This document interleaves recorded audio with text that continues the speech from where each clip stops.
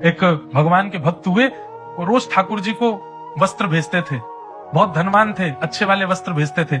एक बार जीवन में ऐसा उतार चढ़ाव आया कि उनके जीवन से धन चला गया। अब वस्त्र भेजना था तो सामान्य सा वस्त्र भेज दिया, बिल्कुल ऐसा कपड़ा भेजा जिसको ठाकुर जी की सेवा में क्या पोंछा में भी यूज नहीं किया जाए, लेकिन नियम था, धन है नहीं तो सामान्य वस्त्र भेज दिया। सर्दियों का समय, ठाकुर जी कंबल ओढ़ के बैठते हैं। ठाकुर जी को रात्रि में शयन करा करके गुसाई जी गए, सुबह मंगला में आकर के देखा तो ठाकुर जी की कटकटी चल रही है दांत। एक दिन पहले ही जो सामग्रियां आई थी उनमें वो वस्त्र भी आया था, तो उस वस्त्र को देख करके नीचे जो सेवक आदि थे उन्होंने कहा, अरे ये वस्त्र तो पोंछा के लायक भी नहीं है, इसको ऐसे बाहर कर दो।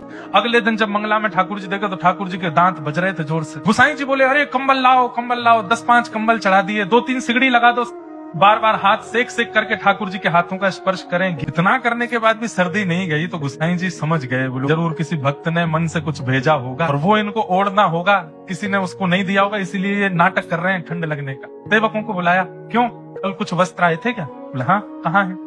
सब दिखाए। बोले इनमें से कुछ हटा दिए थे? हाँ, 1-2 कपड़े थे वो ज्यादा बढ़िया ठाकुर जी के योग्य नहीं थे, वो बाहर के। बोले वो कहाँ है?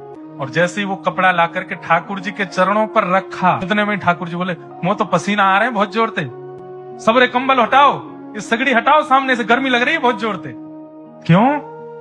ठाकुर जी को सर्दी नहीं लगती, ठाकुर जी को गर्मी नहीं लगती, ठाकुर जी को प्रेम लगता है, ठाकुर जी को भाव लगता है।